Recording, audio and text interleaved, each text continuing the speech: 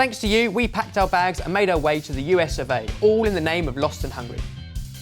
Because of your recommendations, we uncovered some incredible food, and now it's time to turn our experiences into recipes that you can cook at home. This is our Beignets, which for those of you who don't know, are a donutty, deep-fried, crispy, fluffy on the inside, hollow, delicious thing that we had while we were in New Orleans. We tried absolutely loads of them. We've taken all of that inspiration and put it into this recipe, plus we're going to serve it with a cafe au lait icing. So to begin, the strong bread flour is going to go into the mixer.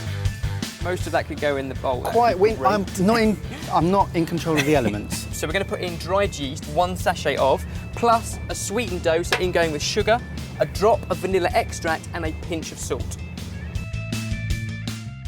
Beautiful. And this is where it's a nice enriched dough and it becomes almost like the donutty part, because we're going to add milk and buttermilk.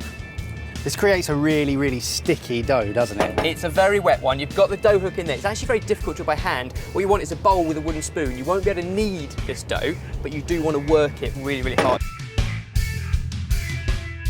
I really like the beignet culture in New Orleans. You can have them for breakfast with a cup of cafe au lait. You can have them for lunch with a cup of cafe au lait. You can get drunk and then go back because they're open 24 hours and get beignets and cafe au lait. They are all over the city, and people queue. Yeah, Beignets. we saw massive queues. You can do these at home and then you don't have to queue. You can just sit there and gorge on them all yourself.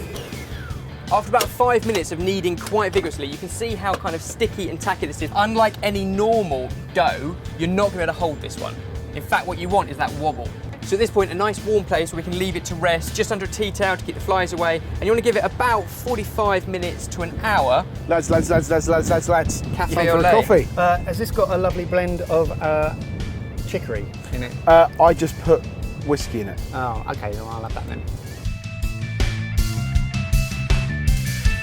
It's 45 minutes later, and anyone in the local area who has anything noisy and electrical has turned that on. It's really windy, but hopefully we can continue to deliver this recipe. So our dough has proved. You can see how much has risen. Flour. Make sure you put plenty of flour on the table. Isn't it amazing how the wind changes direction so quickly? And you can see how sticky this is. But just like we were shown, turn it into a kind of little pie with plenty of that flour, and then with plenty more flour on the surface, you want to roll it out to the thickness of just less than a centimetre. And while they're rolling out that, I've got the oil heating up over here, so only have a half fill a pan. Keep a thermometer hand, you're looking for 180 degrees Celsius. What we want to do is cut it into pieces about 5 centimetres square, and then later on, just before it goes in the oil, we stretch it a little bit anyway, so that should work. Kind of held one on each finger and just kind of let it stretch. You've got to shake the flour off as well. Excess flour off because you don't want the oil to get too dirty too quick. Lower it slowly and away from you so you're not going to splash oil. You'll see they'll puff up, and then halfway through you'll need to turn them over. Look at that perfect golden colour.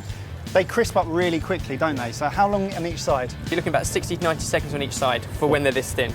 Nice. Nice. Hello. Now, meanwhile, we're going to make ourselves a coffee icing. Who wants to operate the coffee machine? Jamie Spafford wants to operate it. I would say that New Orleans would make the top 3 of all the places that we visited for me on this tour. Yeah, I definitely agree with that. I don't think we've been to many places where the music, the culture and the food all sort of breathe as one. So this is literally the most simple icing to go with, which isn't traditional. Traditionally, we serve just powdered sugar. Yes. But they were also with cafe au lait. So what we're kind of doing is like a coffee, icing, powdered sugar combination. And everywhere in New Orleans that serve beignets serve their cafe au lait with a chicory blend. Do you remember the camp coffee essence we've used so many times in so many recipes? Yes. That has the coffee and chicory combination. It's so good.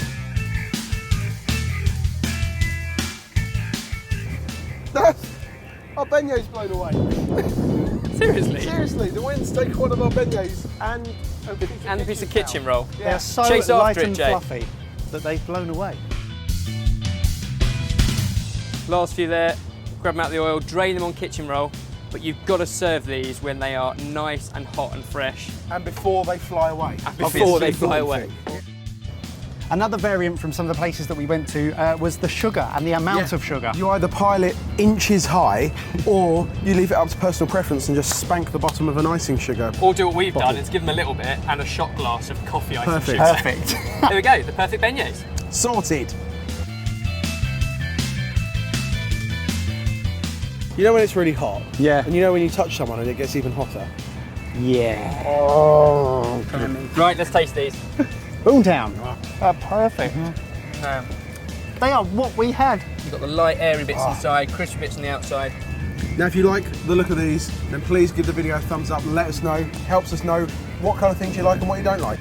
And it wasn't just beignets we explored in New Orleans, we did so much else, which is all available on saltedfood.com/blog. We did gumbo, jambalaya, crawfish boil, alligator, you name it, we tried it. It's all up there.